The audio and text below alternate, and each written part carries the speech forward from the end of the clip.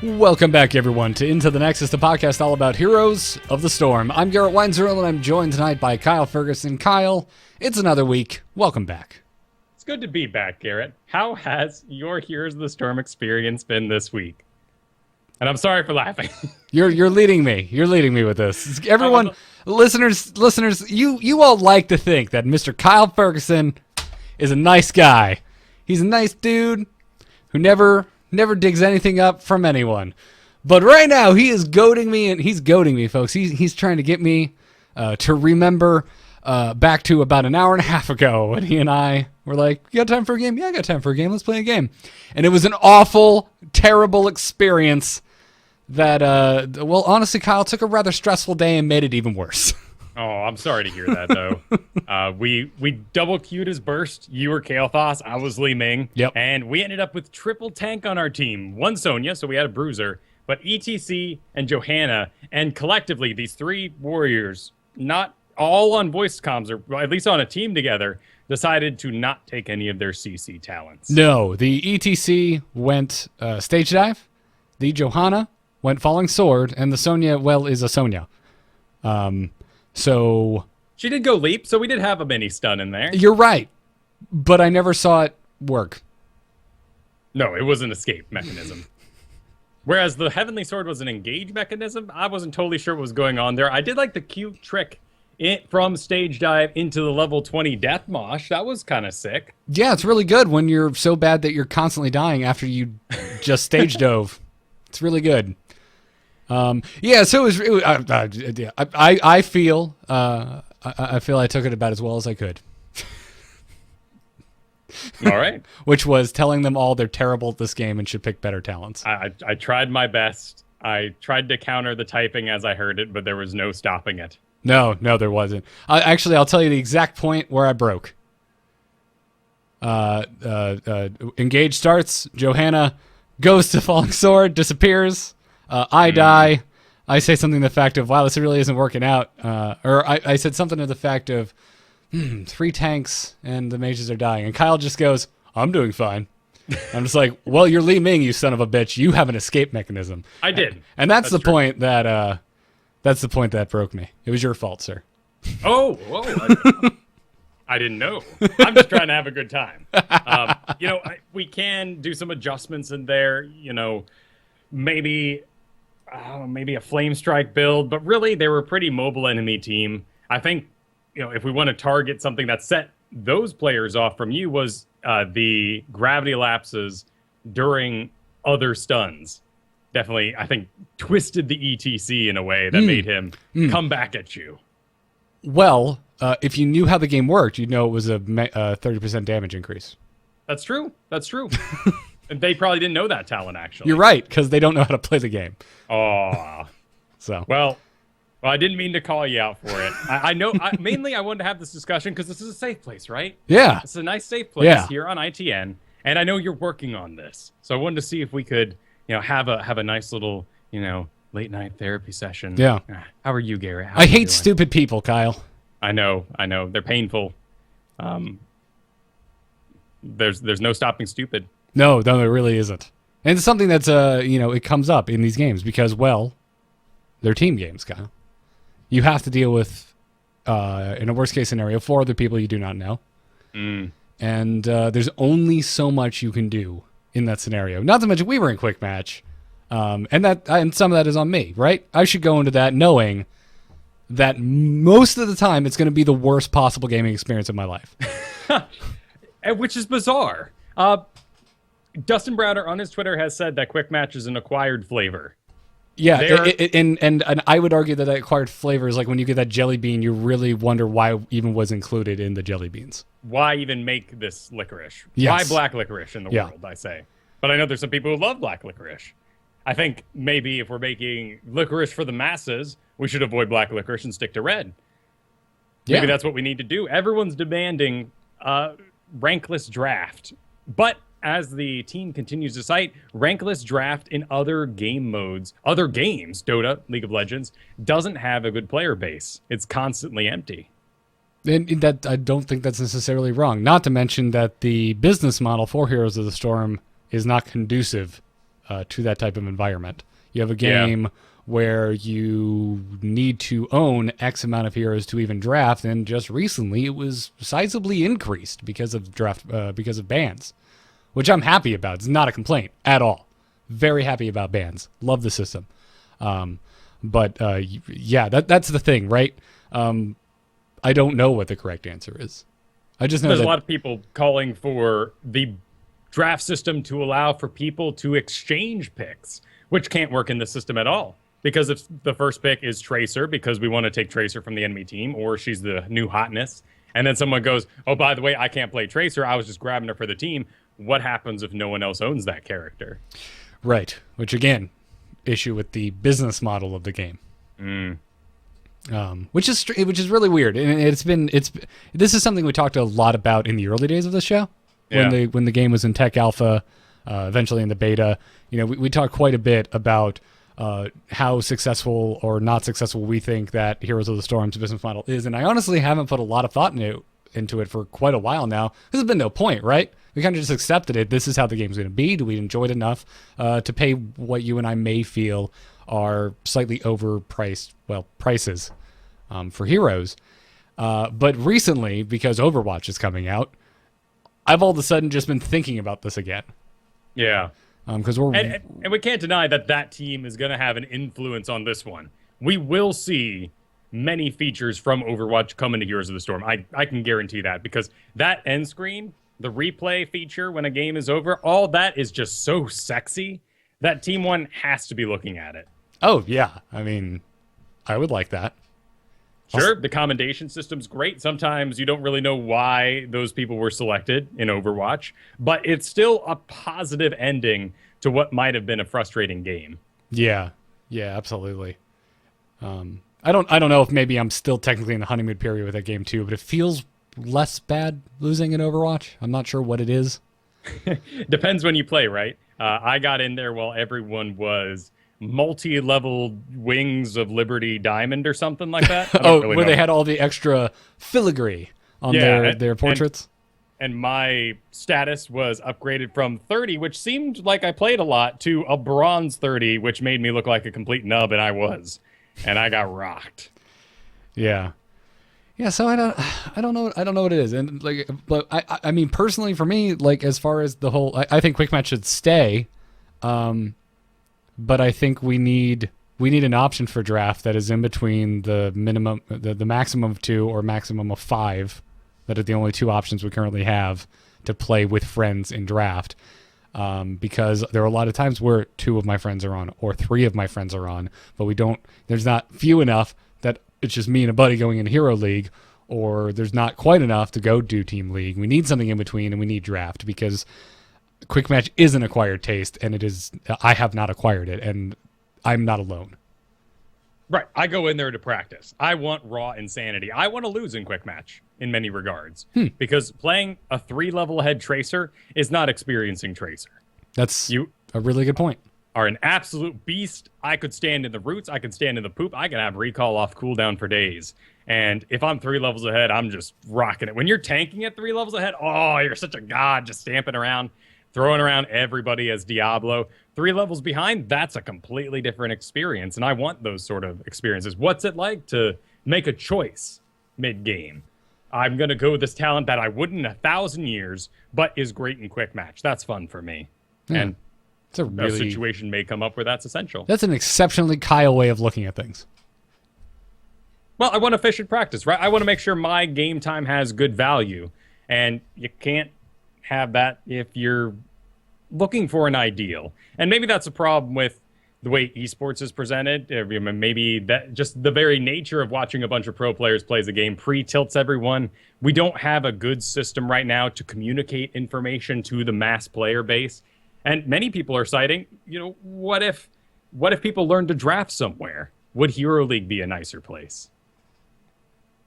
Yeah. Because it's bizarre to see how slow banning has been to change. I've only just yesterday started to see some Tracers pop up in there, some Kael'Thas's, and Li Ming is starting to wiggle through. Li Ming sitting at 49% win rate right now.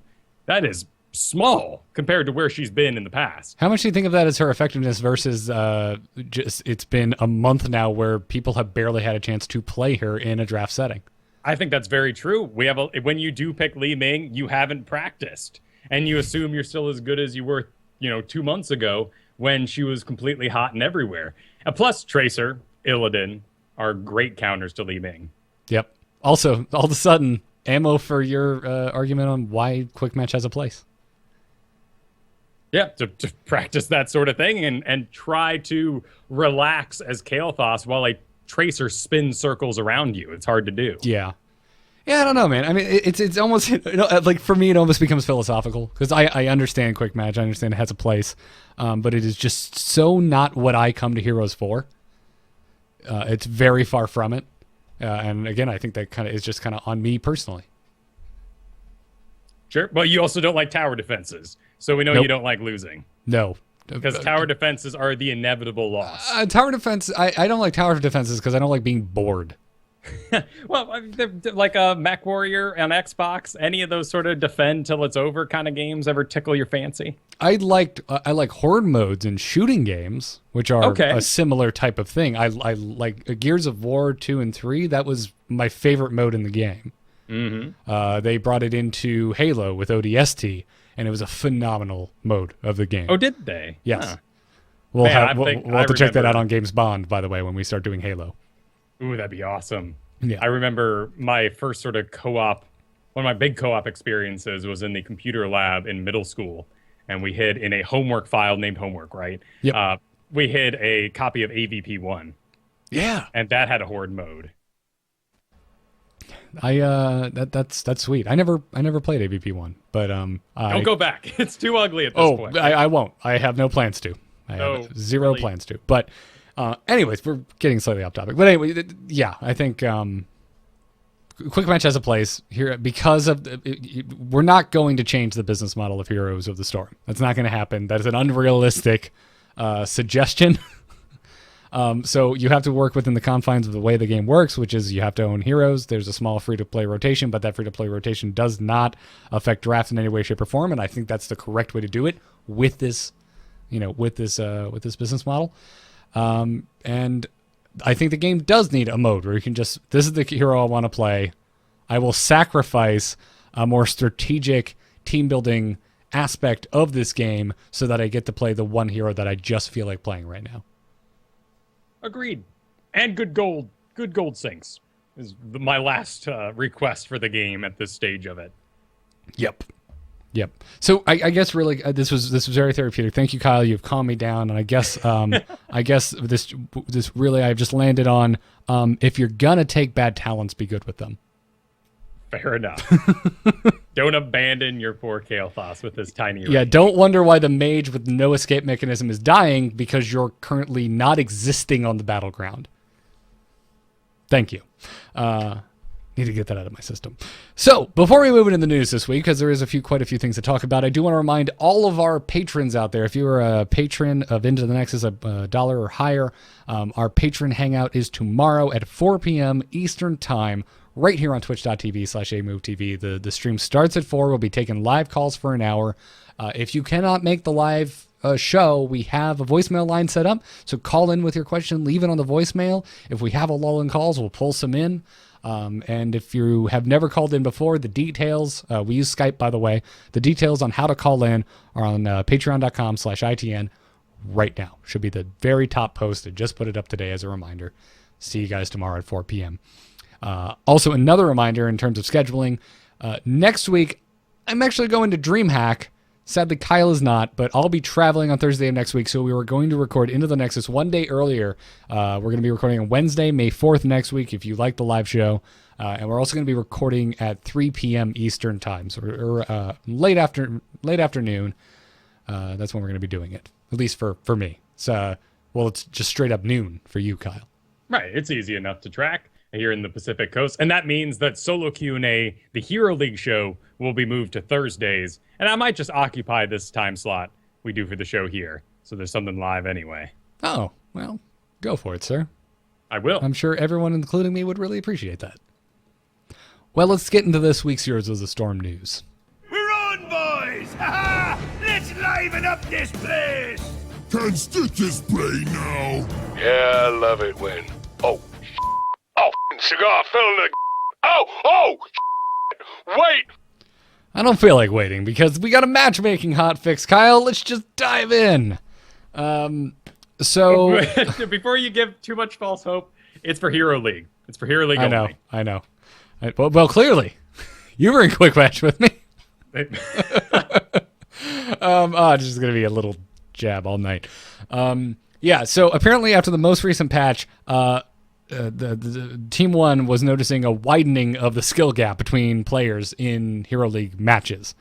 And this was more severely affecting players on the high end of the MMR spectrum. So they've identified the issue, and they just released a fix that should hopefully reduce that issue. So, as always, they always, say, keep giving us feedback. If you're noticing this is still happening, please let us know. And I'm going to add, maybe don't get so colorful with your tweets to Dustin Browder. He's one man. It's not all his fault. No, it is not. If anything, he is a meeting room jockey at this point and can deliver your fine messages, but he's probably so busy with just random bureaucracy. My favorite / saddest things to see when because every now and then, you'll log onto your Twitter and you're like, oh, it's Dustin Browder answers questions time, because there's Dustin just time, there's just like 20 tweets from him. My favorite are the ones where he clearly has no other answer other than just say sorry, frowny face. Yeah.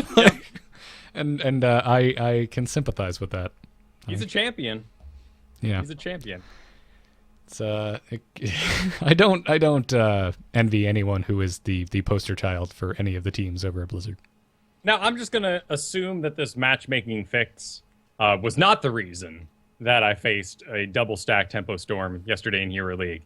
I'm just gonna assume it's because I'm awesome. Yeah, let's go with that. Oh, that sounds good to me. You won, right? I did win, actually. Oh, Yes. you did? Yeah. Oh, well, congratulations, sir. Well, up against a Zeratul Malfurion, the Silence. Oh my goodness. Oof. But we pulled it out. Nice. Nicely done, sir. Who'd you play as? I was Illidan, so it was madhouse, man. Oh, man. Yeah, that sounds kind of scary. A little scary there. But anyway, yeah, that hotfix is up. More info over on the official website. We also got a new patch, mostly adjustments across the board. I like the dev comments this time. It really gave painted a good picture of why all of these changes were being made. So first up was Kael'Thas, and if you follow me on Twitter, you probably saw me saying, "No, Sun King's Fury, why?" earlier. But yeah, so according to the Team 1, Felon Fusion was doing too much damage, so they slightly nerfed Felon Fusion and they buffed the other talents. And then at the same time, they were quite concerned about the single target burst that Sun King's Fury was providing, so that's why Sun King's Fury was also taken down a peg or two. And this was the auto attack build, basically across the board. Yep. At least, since Tuesday, this hasn't really seemed to slow down this build. I'm still seeing it a lot. Hotslogs is still showing it as the most popular build among the top 3 leagues. And it still seems quite effective for me. Again, not when Johanna goes Falling Sword, but still quite effective. My favorite part of the dev notes here was that they roleplayed Kael'Thas a little bit, saying that he threw a fit about it, but I'm sure he'll manage to find some way to be too powerful yet again.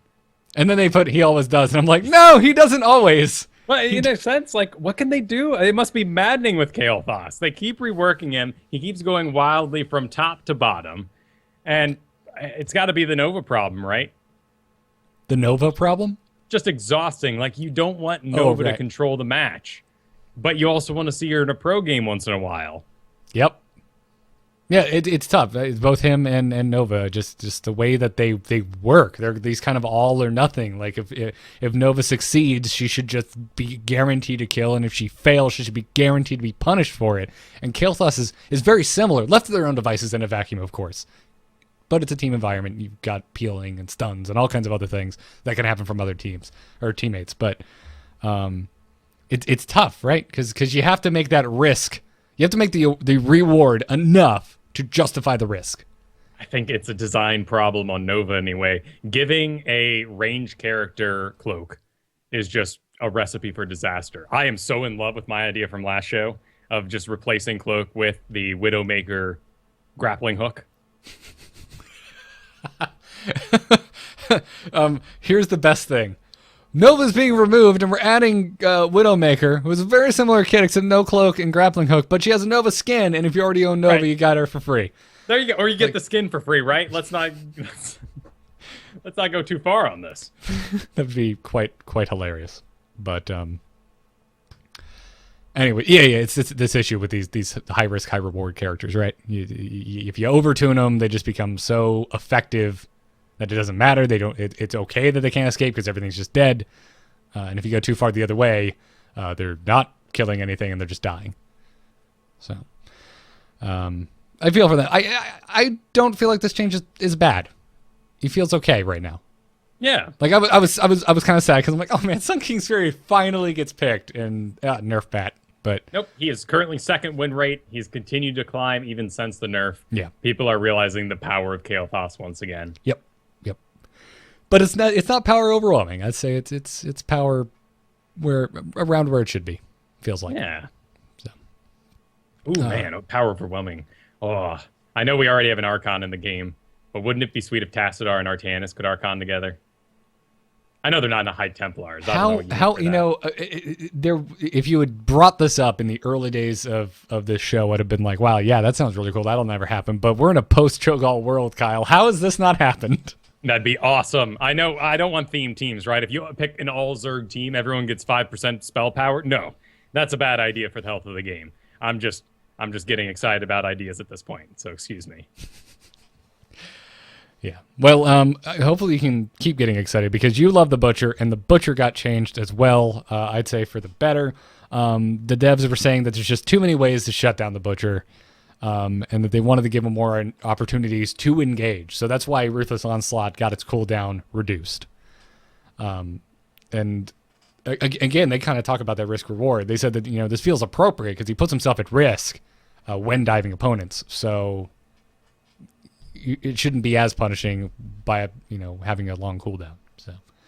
And we got a Furnace Blast buff. Like, all this stuff looks pretty good and making Butcher look better. The problem is, I have Tracer and I have Illidan in the game right now. I have Greymane for just raw burst and no CC. Butcher at least, brings Lamb for the Slaughter, which is really incredible with the silence right now.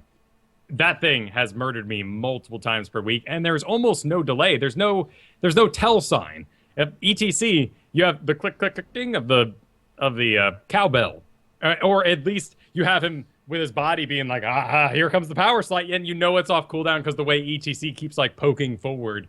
But the Butcher just runs in, and then you might happen to have a Lamb for the Slaughter ready. It's an incredible talent. At level 20, it can win games just like Mosh Pit, but you don't flip over people.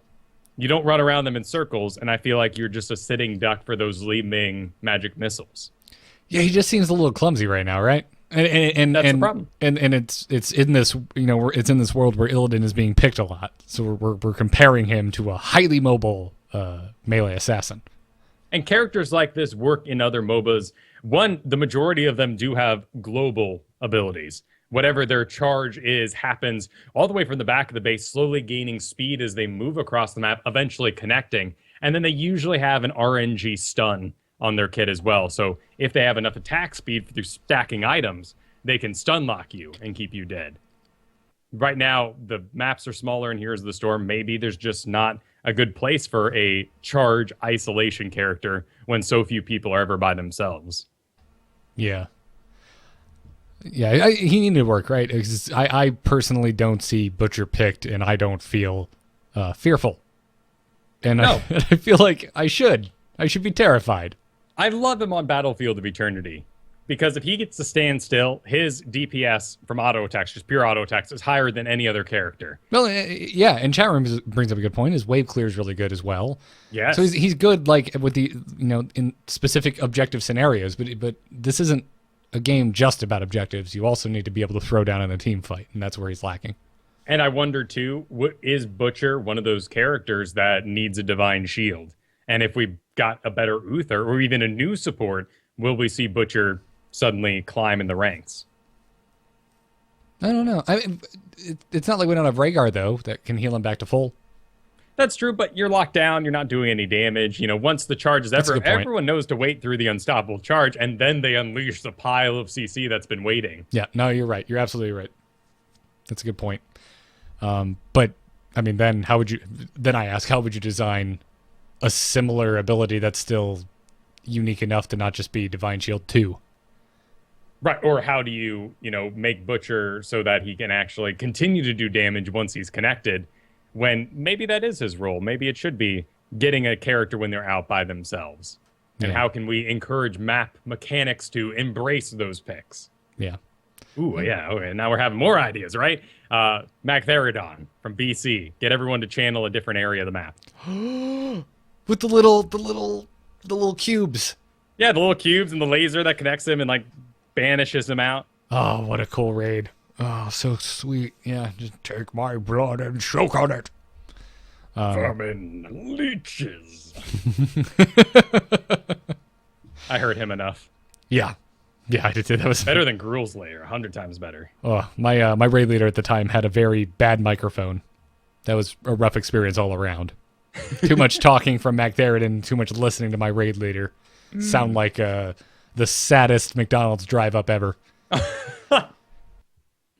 Nice. Yep. Tough stuff. I feel like someone right now is like, Garrett having an issue with someone else telling him what to do? I can't imagine a scenario like that. The Zebo got some changes, dude. It seems Gargantua was owning people a little too much. Ooh, he did. Yeah. Boy, did he ever. Yeah, so if you don't remember, a couple patches ago, Gargantuan's damage was changed to where it no longer dealt bonus damage to non-player targets, but that also meant it was doing more damage to heroes, and it's doing too much damage to heroes. So Gargantuan got its basic attack damage reined in, and the stomp damage not reined out. It's been increased.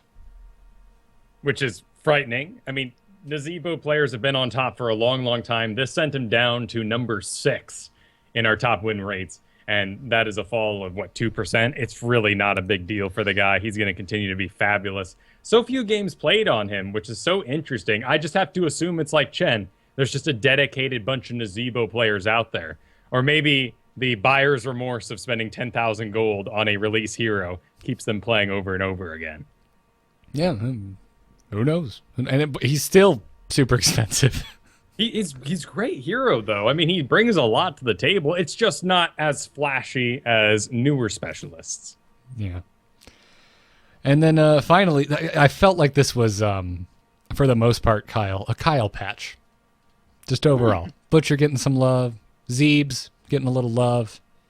And Rexar, our final change to talk about in the balance update. He, the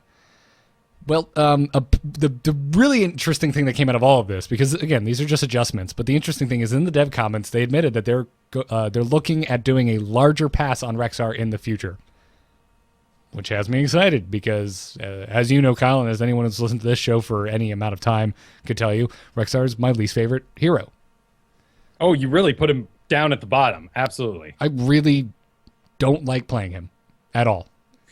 It's very unrewarding. Yeah, I would rather go play tower defense than play Rexar. It's the Indiana Jones problem, right? When you're Rexar, you're that guy with the sword, tossing it back and forth, spinning around your body, and anybody just pulls out a revolver and shoots you in the gut and you fall over dead. That's a really an apt analogy, Kyle. Well played. And it's so much work to play Rexar. You're constantly paying attention to two things while tanking, no less, and having to just position Misha in front of that arcane orb that's coming through and then making sure you lock down this guy and your mana is being burnt the entire time. It's so much work. This patch here, to me, says this is the Artanis fix. This is what we saw a month ago for Artanis. They didn't know what they wanted to do with Dash yet. They're not entirely sure what mechanical or maybe even programming things they can change for him. So they're just going to give him a little bit of health, a little bit of regeneration, add in his talent that gave him bonus range to sort of make him on par so at least he can auto-attack Aval instead of having to close on her more. I think all this stuff will go away with whatever they choose is going to be the new version. Yeah, I wouldn't be surprised either. I will say, I mean, hell, in the game we played, that increased leash range on Misha seems really good. It's long, yeah. I mean, it's only 12%, but of that circle that was already large, it continues for a while. And it's not large enough yet to soak 2 lanes. You can't do anything like that. I don't want that because I love the flavor of this being a hunter pet. We're not a druid. We're not, this isn't our friendly bear. This is your bread and butter servant of a sorts. It's how you get your business done. Well, they together make one here. Like, they're inseparable, and that's how it's supposed to be. You're supposed to play like a hunter from World of Warcraft, and that's how a hunter plays.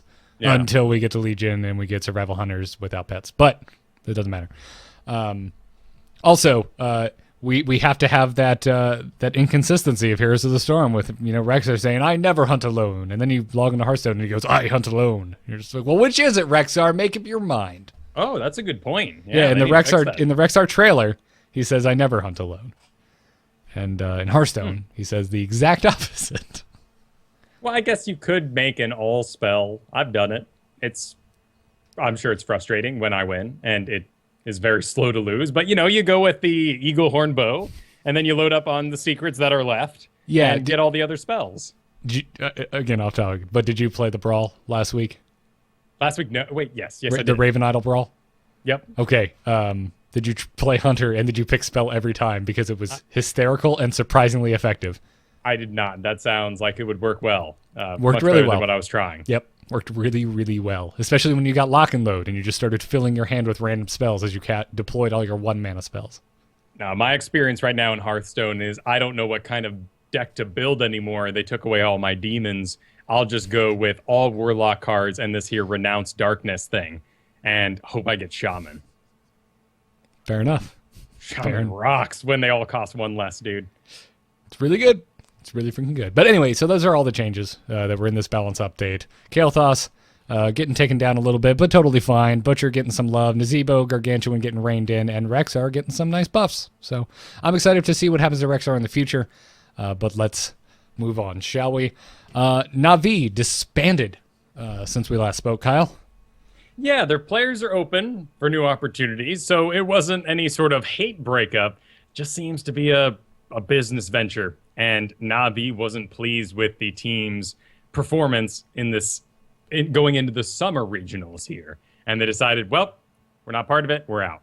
This is the type of esports news that I am a bit more accustomed to, Kyle. It's a business decision. It's very black and white. You understand why it's being done. And we're not having people from the team air dirty laundry publicly. Not yet. And Na'Vi That's is true. Not yet. There's still team. time. There's still time. We can still learn about bad hygiene habits of 2 of the 5 members or something. Right. Or who was dating who in the team. It's a madhouse when you dig for it. There's always some drama. But Na'Vi, a very reputable team across many different esports games. And I'm really sad to see them go as a Dota fan. That's a big heavyweight missing from the competition now. And it feels like there's no competitive edge for MVP. I don't think we can beat MVP this year. I'm okay with that. Sure, let them have it. Yeah, that's healthy. But is it just that us, maybe native English speakers, since it's an EU team, and the American team seem to have the same problem? Are we too sensitive?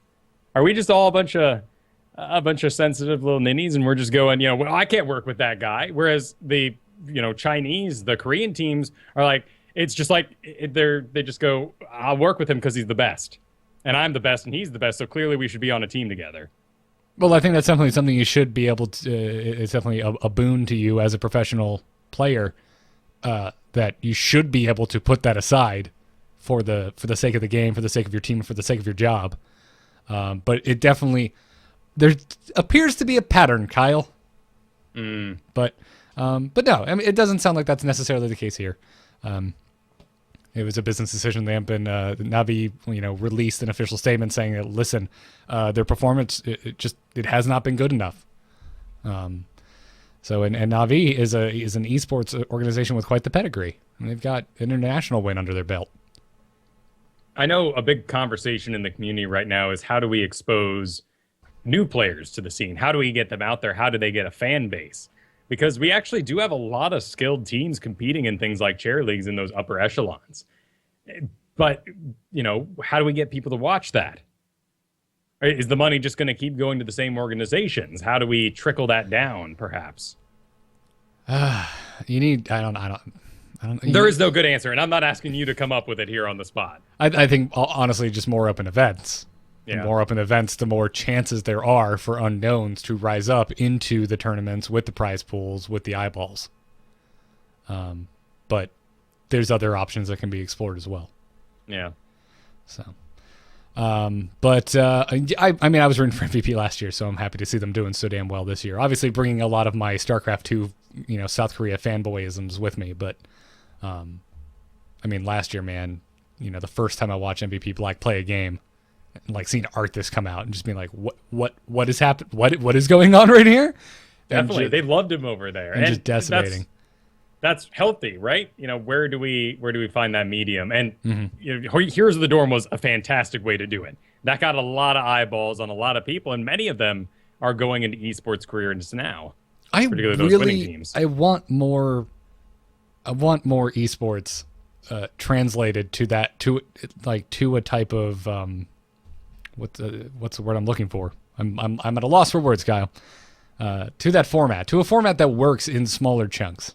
Because we've had this discussion before. I'll bring it up again. It's kind of getting to that point. It's hard. Most people can't set aside 8 hours on a Saturday to watch an entire tournament. Yeah. And I just got to give it up for the Heroes of the Dorm production crew because I thought they did such a phenomenal job making this, translating the esports experience into something that works in smaller bite-sized chunks. And that was something that you and I instantly fell in love with StarCraft 2 esports back in the early days of Wings of Liberty with GSL in South Korea because you had a small storyline 4 nights a week.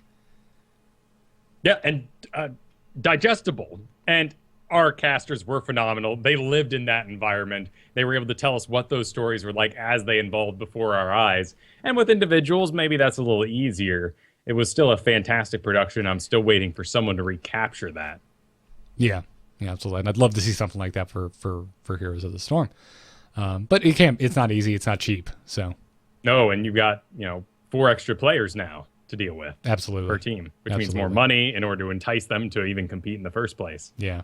That said, I think I honestly I don't know. I don't know. I don't want to throw generalizations out there, but I something to me, I think selling a team competition it's just an easier sell than a one-on-one competition. Obviously, in traditional sports you have plenty of one-on-one competitions and team competitions, but there's just something about watching multiple people work together for a common goal, and then that euphoria at the end when you win. And even on the flip side of that, seeing, how hard it hits people who don't make it, who come so close and trip at the finish line. That's something that's a human story that everyone can relate to, and that's going to put eyeballs on screens. Particularly when you already know the people from other avenues. Absolutely. So, I don't know, kind of went into a off-topic esports tangent there, but it's just, I don't know, been thinking about it a lot lately. We've got Counter-Strike about to come to TBS, so... It's part of the therapy of today, right? And I'm sad to see a major team disband, and I want to know how we fill out the scene because they're great to watch. I really enjoy watching this game. We just need to streamline it. Yeah. Find more opportunities for unknowns, I think. So, well, Kyle, let's move on to one of our favorite cherished segments on the show, Dustin Tweets. Right. I could be wrong. Preseason rewards are being worked on right now, according to Mr. Browder. And also, somebody totally made an awesome fake picture of a preseason portrait reward that is Dustin Browder's Twitter picture. Not only that, but the account is We Love Dustin and the craziest face you've ever seen. Yep. But that's good. I would assume we're a little closer than we hope if they are actually working on minor rewards. Yeah. No, It'll be a portrait. Let's not get too excited. I'm getting pretty optimistic, Kyle. I'm starting to think it's coming sooner. I want to think so too. Yeah. But my gambling money is still sitting on BlizzCon. Okay. All right. I would I'd probably bet maybe a month or two earlier. Though, is the summer the time for the event? We haven't had anything since the Eternal Conflict. I want another one. Oh, that's right. Yeah. I didn't even thought about that for a while. Or do we just skip it this year because we're doing a new season? No, I don't know. I don't know. The splash screens got fantastic ever since that event. So clearly we incorporated some of the theming and the excitement of that event over a long period of time. Yeah. I would really like to see another event. And I don't care what if they follow the formula they did last year. I don't care what Blizzard game they go with. If it's Overwatch because that's going to be out soon, go for it. If it's World of Warcraft because Legion's coming out, go for it. If you want to do Diablo again, I don't care. I loved it. It was a lot of fun. I really enjoyed that. I love the theme Battlegrounds. I'm honestly surprised we haven't gotten more Battlegrounds this year. Yeah. And that we don't have any that exist in any of the other Blizzard properties. We don't have a StarCraft map yet. I guess you could argue that Towers of Doom, kind of a little bit Warcraft because the Headless Horseman is there, but I feel like that's a stretch. So, but time will tell. I really want that now. Why'd you have to bring that up, Kyle? Now it's another thing I really want in this game. As long as the event includes supports, I'm happy. Apparently, it takes 150 matches to enter the pool of experienced players. This came from a tweet. Somebody was basically complaining to Dustin Browder that they got grouped with a player who has 300 games played, while they have over 6,000 games played. And then they see that as an issue. And Dustin Browder said, we stop walling people off at around 150 games, I believe. So maybe it's not quite as definitive as I just made it sound. After that, we focus on skill. So basically what it sounds to me is after 150 games, MMR completely outweighs games played. Yep. I feel like that could be tuned a bit. It seems a little low on paper. What do you do about all these people coming from other MOBAs, right? Who just adapt to the scene and start taking it very seriously, start watching videos, and by the time they've played 150 25-minute games, they're ready to go. I'm not sure, Kyle. I was thinking this week, like, what would I impose into the system that could help? What if there was a drop all ranks button and try again? Well, that sounds like a great opportunity for trolling, doesn't it? It certainly does. Going back to our solve quick match versus not having an outlet for 3 and 4 player teams to draft, or just the issue of friends not necessarily wanting to draft together because they have a massive level disparity. This is not me coming after you, by the way. Like having separate MMRs for friends that you're grouped with would be a huge boon. It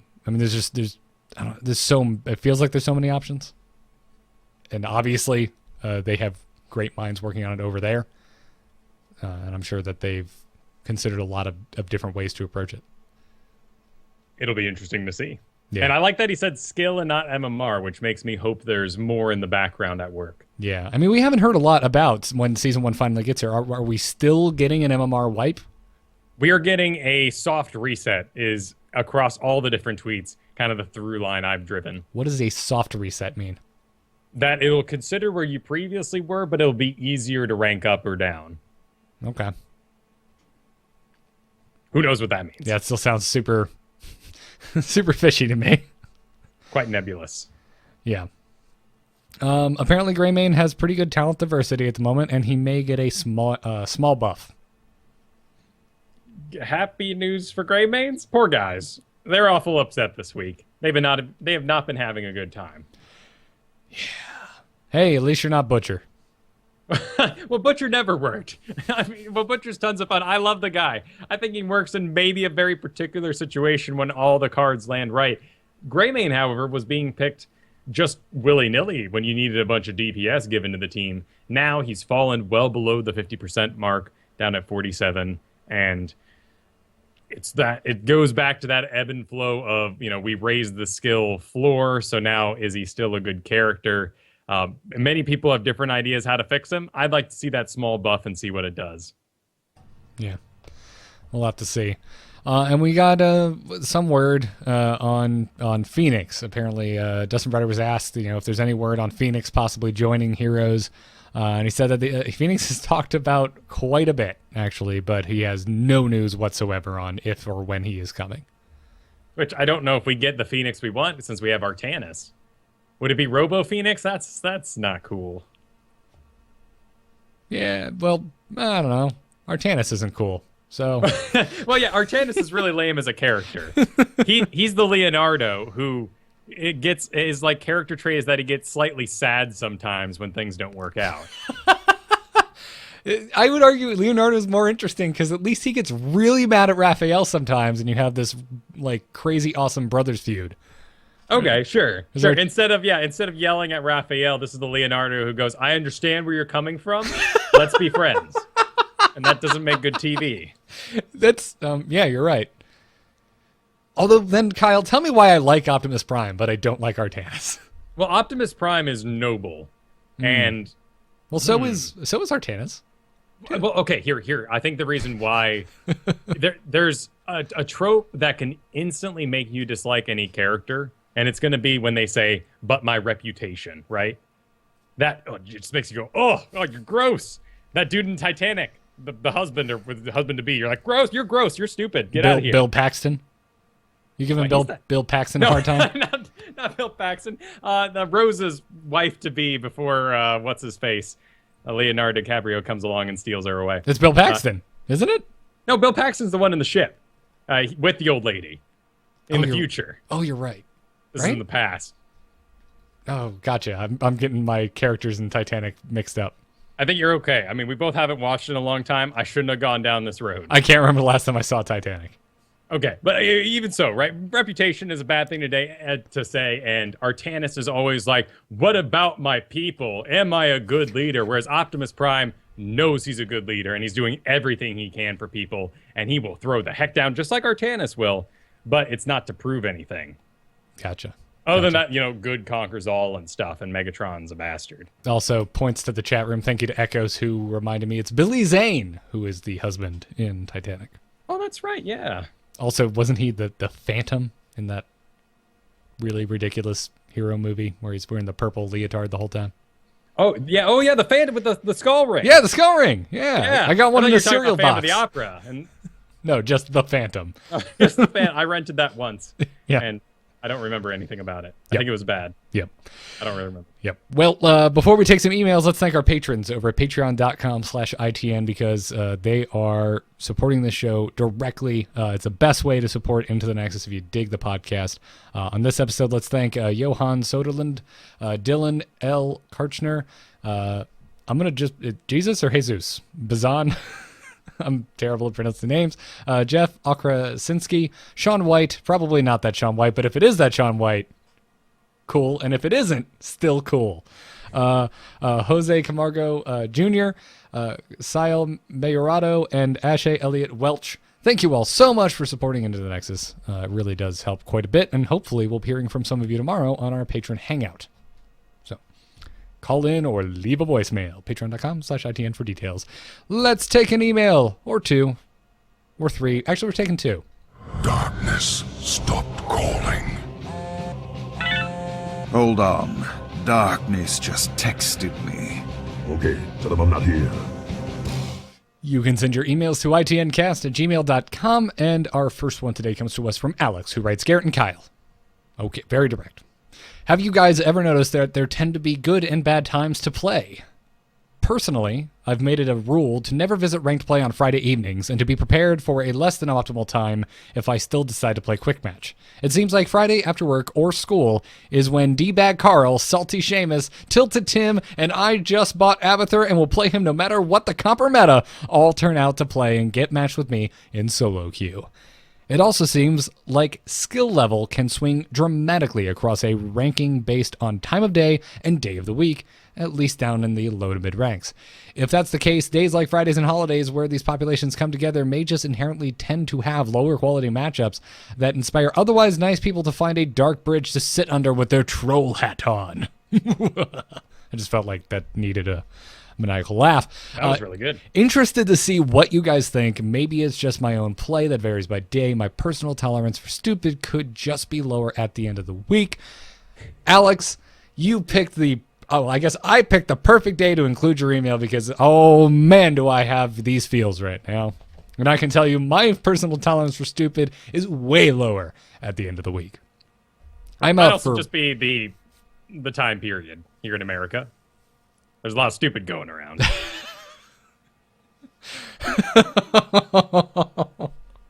Not engaging. No, just let it go. Back Just let to it fly. Alex. Back No to matter Alex. what you believe, you can agree with that statement. You're right. Nobody knows what you're specifically referencing or what I'm specifically laughing in reaction to. Anyways, no, I don't think you're insane, Alex. I think this is something I notice in a lot of games.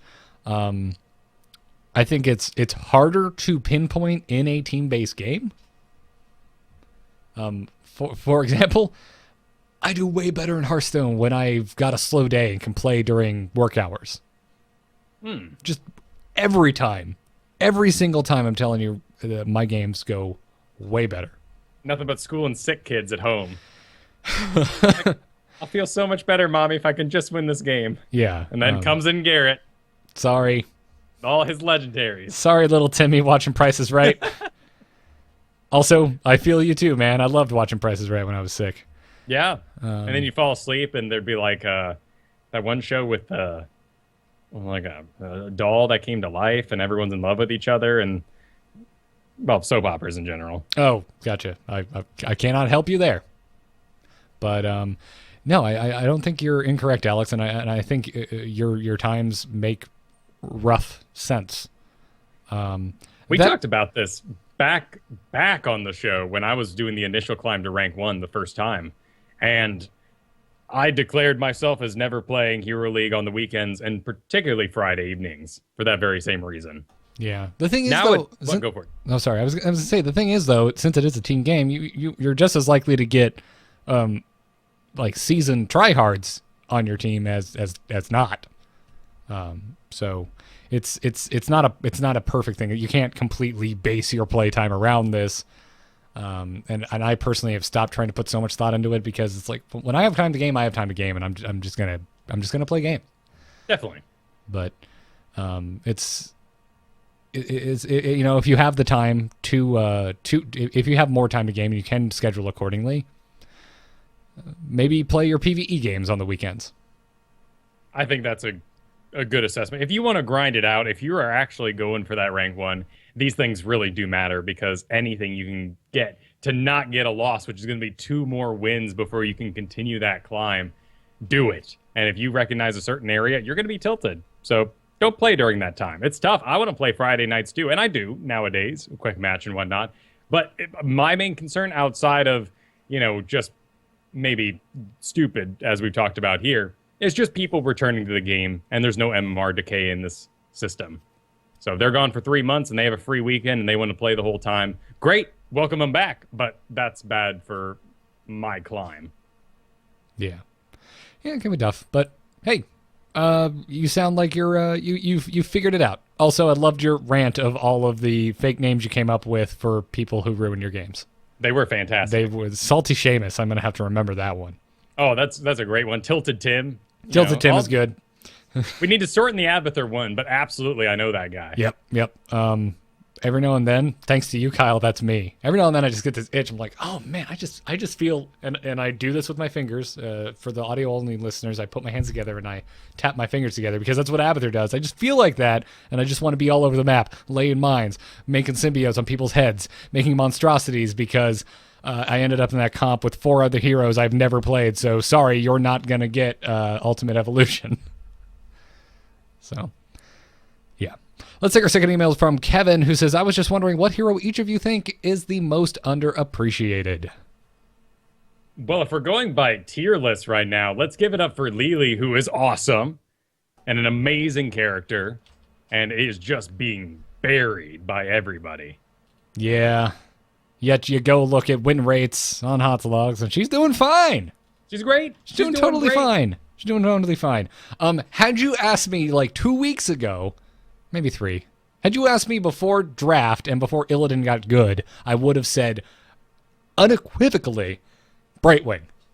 that Brightwing was 100% the single most underappreciated hero in the entire game of Heroes of the Storm, but she is now played a ton, has continued to rise up the charts, and I'm just ecstatic, man. I'm so happy to see my little Brightwing just kicking ass. Oh, and for years we were lamenting Tassadar, Tyrande. Tyrande had her day in the completely overpowered sun, so we don't talk about her much anymore. But Tassadar's looking good these days. I think I really do put the vote on Lily because she brings the pain, she brings the heals, and I understand why you don't want her in your pro game, but this is solo queue. Yeah, but for right now, I don't know, man. I'm gonna cheat. I'm gonna say I'm skewed between Tassadar and Anubarak. Okay. I think they're both fantastic heroes that get a bum rap in pickup games. Tassadar, obviously, something we still see picked quite often in pro games, but in your general average Joe, you're a weekend warrior, you're in your pickup game. I cannot tell you the last time I saw Tassadar in a game, even in quick match. It doesn't happen much anymore. No. And he's so good. He brings so much utility. I would love to have a Tassadar on my team. But I just don't see him. And Anubarak, could you ask? You can't ask for more stuns. No, not on a single character. No. If we had an Anubarak on our team instead of one of the other three warriors, I feel like that game would have gone so much better. But yeah, that's a great way to make up for a lack of stuns or allow someone who has a particularly hard one to actually accomplish it, like Dahaka. I love Dahaka Anubarak combo. Yeah. Also, I know our buddy Ryan listens to this, and I'm sure he's probably fist pumping in his office right now. So, well, that's because he taught us both his build, and as sad as I was to move away from a really old Beetle build, his spec is particularly fantastic and not pretty. It doesn't look pretty when you select it all. I like all the pictures all lined up with the little beetles. But Regeneration Master, all these sort of early talents that add an essentialness to them. In fact, I didn't even consider for a moment when I was looking at Abathur specs that I might want something like the Spines at level 7, where it does damage whenever you put your shield up. Yep. But on Li Ming, I'm like, oh, Calamity. Clearly, that's the best thing in the world because it's controllable damage. Didn't once enter my mind that shield could be cool. Yep. Well, cool. So that's what was your answer? Who was your pick? The official one was Lily. Official one was Lily. All right. I'm going to give it to Anubarak. If I have to pick one, I say Anubarak. The more I think about him, man, the more I wish I was seeing more of him on my games. Yeah. So, alrighty then. Well, that's going to do it for this episode. If you are a patron and watching live, stick around for the patron after show games. We'll see you there. Also, if you're not a patron, but you like the show and you were thinking to yourself, how can I support these guys? Well, the answer is easy. Patreon.com/ITN. $0.25, $1, $2, $5, however much you would like to give. We really appreciate it and thank you. We also thank you for your 5-star iTunes reviews on this episode. Let's go ahead and thank Machone3720, who said NACL MGS04, CUS04, Garrett, CACL2, KMN04. This show brings you 7 kinds of salt, balanced out by the zestiness of Kyle. Actually, both of you guys are awesome. I thought that was too clever for words. And also the _Zedeca. Thank you for your 5-star review, guys. We really appreciate it. We have now caught up on thanking all of you for your 5-star iTunes reviews. So if you listen to Into the Nexus on iTunes, drop us a review. It helps the show out a ton. As always, check out amu.tv. Thanks to our Patreon producers, Declan H. and Cheesy Bob. You can get our coffee mugs and pint glasses over at bit.ly/amovestore. And you can catch us usually Thursday nights at 8 p.m. Eastern, but next week we will be live Wednesday, 3 p.m. Eastern Time on twitch.tv/amovetv and also on alphageekradio.com. Follow us on Twitter at ITNcast, and a big fat thanks to BrianGriffithMusic.com for our intro and outro music. Kyle Ferguson, my blood of my blood, well, not really, but blood of my blood from another blood. Where can folks find you? You can find me on Twitter at Kyle Ferguson. You can find lessons over at KyleFerguson.com. Check out my solo show. Actually, let's just pimp that. There's lots of stuff out there, but I haven't talked about this enough. I do a solo Here's the Storm podcast called Solo Q&A Podcast. So look it up. It's on everything now that I know of. Stitcher, iTunes, Google, Android. I'm sure there's other bizarre ones out there. I'll try my best to get it up on there for you guys. But check out that. that has a lot of conversations that are more exploratory and a little one-sided, so we don't really have them here. But check out that show. I enjoy making it, and it's been awesome to have it produced by the patrons. Awesome. Folks should go check that out. You can follow me on Twitter at GarrettArt and find everything I do on amove.tv. But check out The Angry Chicken because there's a lot of Hearthstone going on right now. And The Angry Nerd, my solo show. But really, everyone should check out CreateCon because we're going to be doing a live Into the Nexus from that convention, Kyle. It's happening in Orlando this July. Go to createconvention.net for tickets and details. See you in Orlando in July, folks. And just because we aren't running ads at the top of the show anymore doesn't mean these codes are any less awesome. Use the code ITN at checkout over at doghousesystems.com to get a free solid-state drive added onto your rig. You can also use the code ITN over at Tweaked Audio to get 30% off and free shipping on your entire order of noise-reducing earbuds. We thank them for their support. We thank you guys for listening. And until next time, good luck and have fun. Take care.